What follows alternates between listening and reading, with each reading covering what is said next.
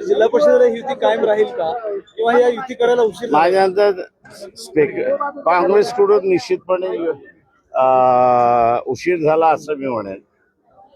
2014, 2019, 2024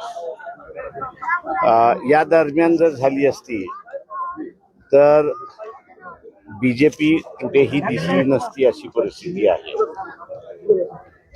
पण देर आहे दुरुस्त आहे, बदल आम्ही घडू अशी असणारी परिस्थिती. ट्रम्प सातत्यानं जो काही टीका करण्याचा जो विषय आहे तो सातत्यानं चर्चेला जातो काँग्रेसकडनं किंवा वरती आघाडीकडनं, मात्र भाजप कोणी पुढे येऊन बोलायला तयार नाही. असं ते देऊ शकत नाहीये. याचं कारण ज्या दिवशी ते द्यायला सुरुवात करतील त्या दिवशी ट्रम्प आदेश काढेल की आमचा देश सोडा. हे सगळ्यात मोठं असणारं भारतीयांचं लॉस मी असं म्हणेन की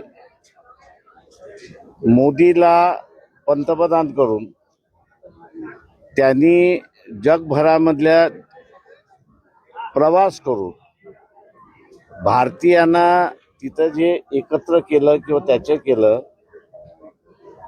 त्या लोकांच्या ध्यानी मनी सुद्धा काहीच नाही आहे.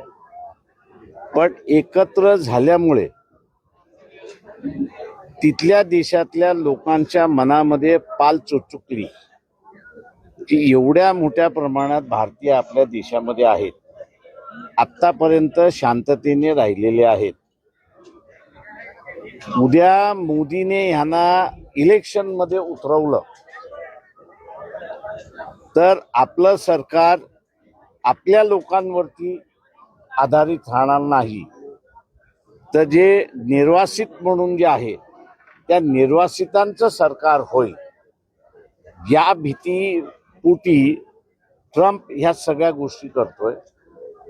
आणि याच्यामध्ये जे बाहेर गेलेले आहेत संघाचे 60% संबंधित आहेत.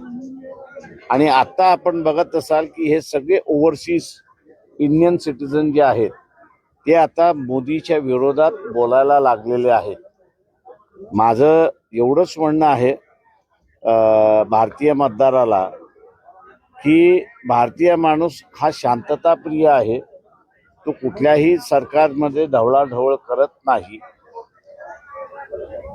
त्याच्यावरती आज जी अनिश्चिततेची परिस्थिती जी आणली ती नरेंद्र मोदींनी आणलेली आहे. त्याच्यामुळे जेवढा लवकरात लवकर आपण नरेंद्र मोदीचा बंदोबस्त करू तेवढे ती लोक शांततेने राहतील.